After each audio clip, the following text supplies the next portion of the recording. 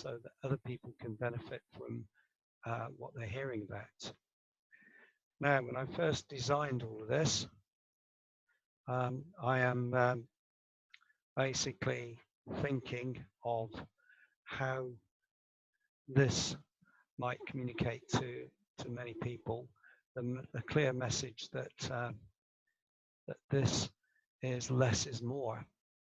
Less is more means that there are different tools that we can use to describe this. So let me introduce you to the grid. This is an artificial intelligence program that you can find, which actually I've subscribed to. So it's not one that people can access readily without paying a subscription. So with this, I can go to a particular website. And I'm just going to find it on my blog so that you can see it.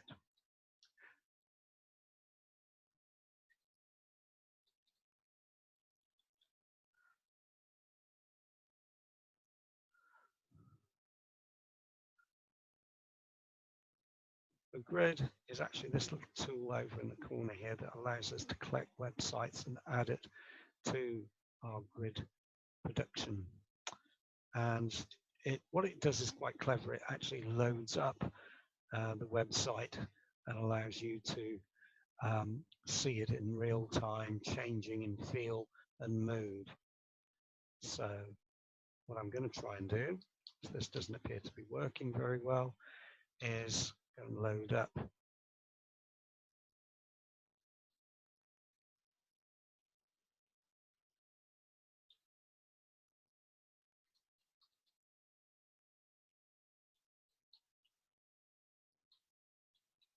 a particular site. Hopefully I've got that. I think I have. Okay, 1 second. Let's just go to another way I can see this happening.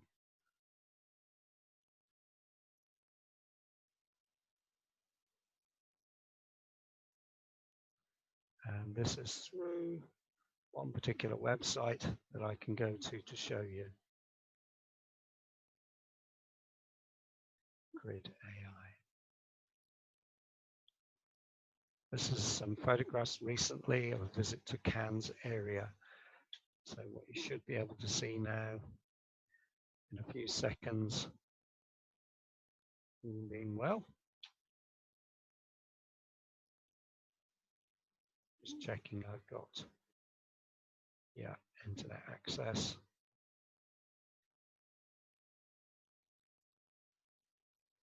Sorry about this, it's very, very sluggish tonight. Oh, yeah, we seem to be locked into Ginger software. Very cool. Let's get rid of that. This is looking better. Too many S's there. You don't want to see my online tax form. That's not thrilling at all.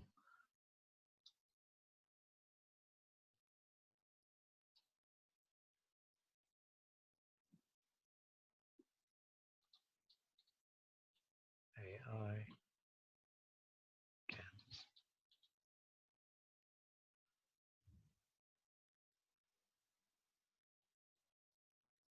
And it's processing it. And basically now we have a set of information that will respond in color tones, reflecting the colors. Notice the brown of the mass being reflected in the backgrounds. And this mood changes, and it's constantly different every time I click on it, which makes it more visually interesting. If I was to click in this area, I can see something more true to what that photograph is. So we're going to see a generation of different web browsers pop up and give this effect. And basically, all I've done is just loaded the information in through the grid IE or AI. So that's the first product I wanted to show you, the Grid IO. course, if we're working in a classroom setting, the big thing that would be really helpful is being able to have information develop quickly that allows us to connect different information without the need of too much web building like you've just seen me do with a web address. So I use QR codes. What's a QR code? Well, let me demonstrate here. qrstuff.com will take you to a website that will allow you to generate your own QR codes. QR codes that basically will allow you to enable a mobile device to actually pick up the information and have a shortcut to it. It's really a great way of getting information out to whoever you're working with. And so basically, this will allow you to find other information by the use of these codes down here on the right-hand side. And this is generated by tapping in a website. So just for the sake of it, I'll put in my blog, which I can always remember. Oh, actually my more professional organizational website. And do I want it to be static? Yes, I do. And I can now download that code and QR code. No thanks, I don't want any of those. And there it is coming into the corner. So what I can do with this is I can click on this. This is completely free if you ignore some of the other things that are coming on board.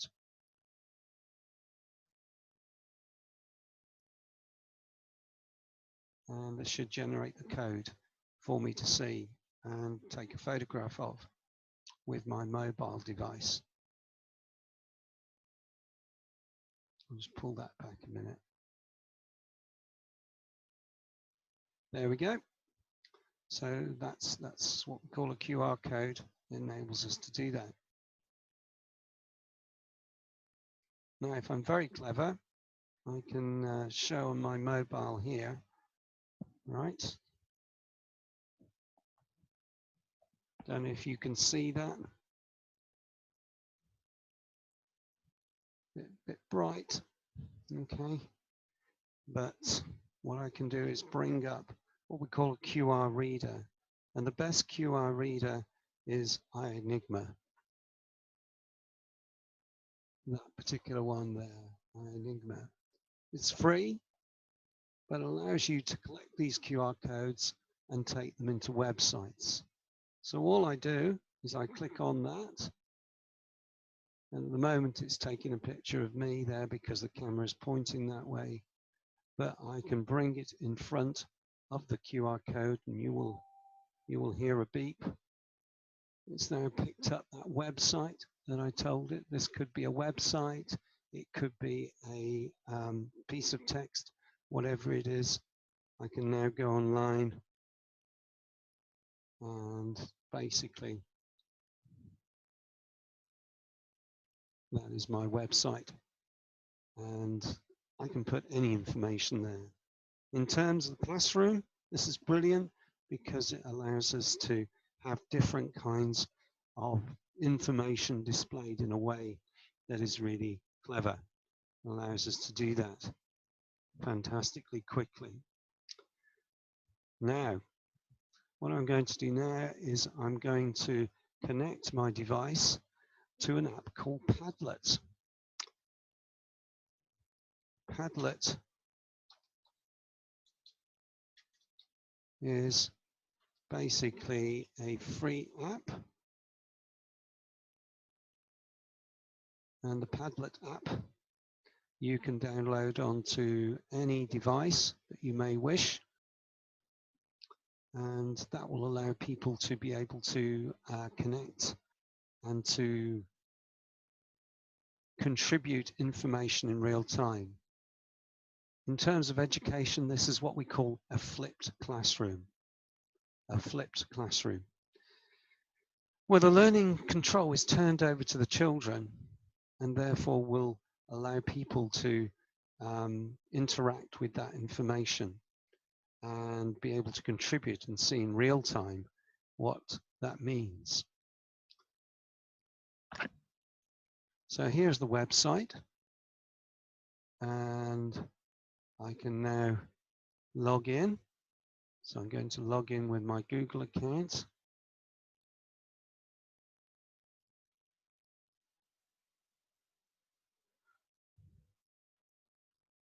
And you'll see now that down here I have a few things that can explain what I'm talking about.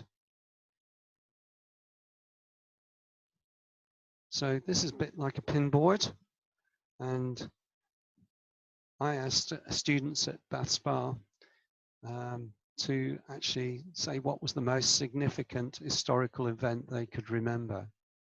So I shared with them through the QR code this particular website, and they could then put in all of these things here.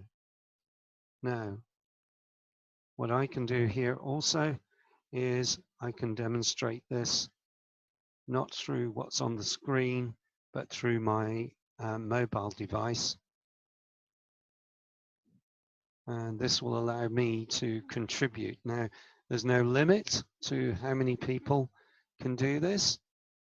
If you look at the web address at the top, you could join in if you so wished up here. And people can then start to access this, because literally this is what the web address is, but it saves a lot of typing to be able to just do that with the QR code that we've just had mentioned before.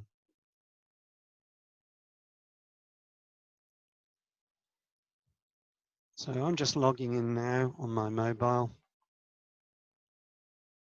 and you can see that it's got the same kinds of information, Bath Spa courses. So I'll click on that,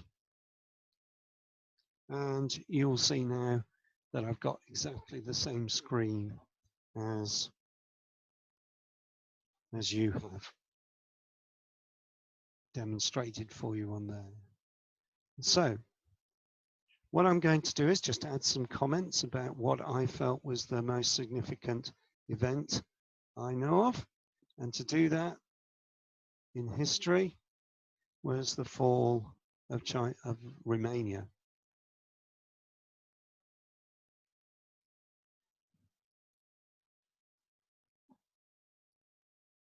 And you can see it appearing on the side there as I type.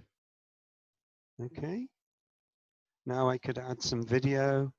I can put a picture in there. I can use the web to do that.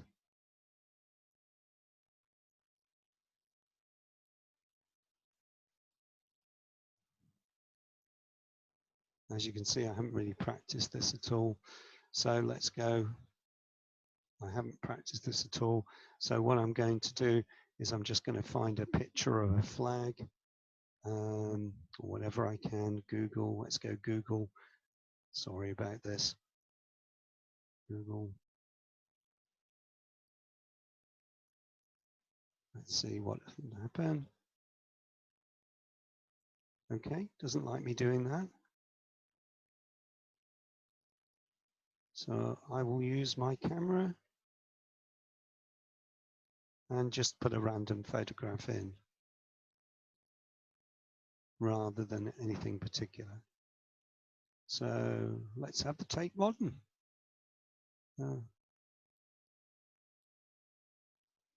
We will get there. All my photographs, and let's put the Tate Modern in. Not exactly the fall of Romania, but here we go. There's the Tate Modern, and it's just appeared there in the corner. So I can edit it. Tate Modern. And you will see that now will update on your screen on there, hopefully, in a little while.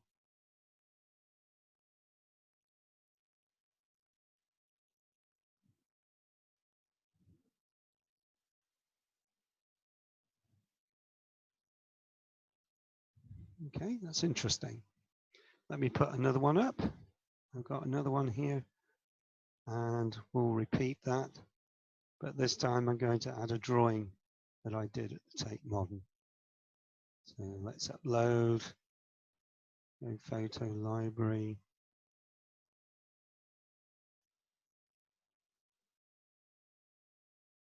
All photographs, and let's choose a drawing I used there.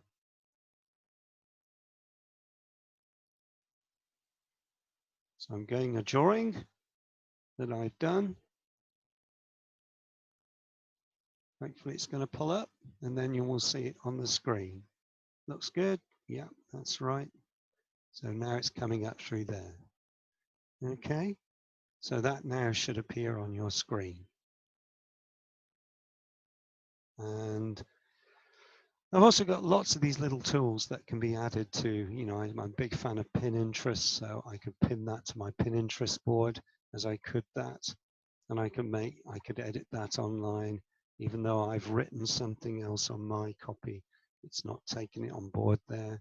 So as a teacher, I've got control, but my students are contributing information in real time, which is a real benefit of the technology. And that could be you in your location, or a student who's at home not well, or maybe somebody else. So lots of different ways that this could work.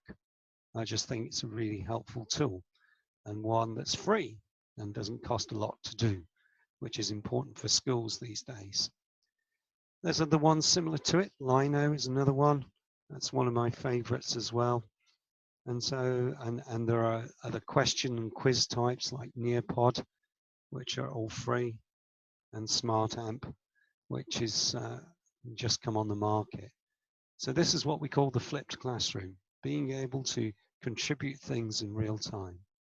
Well, that's really comes to the end of this presentation. I assume because you're still there that you're still involved, and I just want to thank you for your participation and patience in listening to this podcast. You'll be able to download it. I shall publish it online for other people to actually take on board and do that and use it. So thank you very much indeed. Have a great evening. Bye.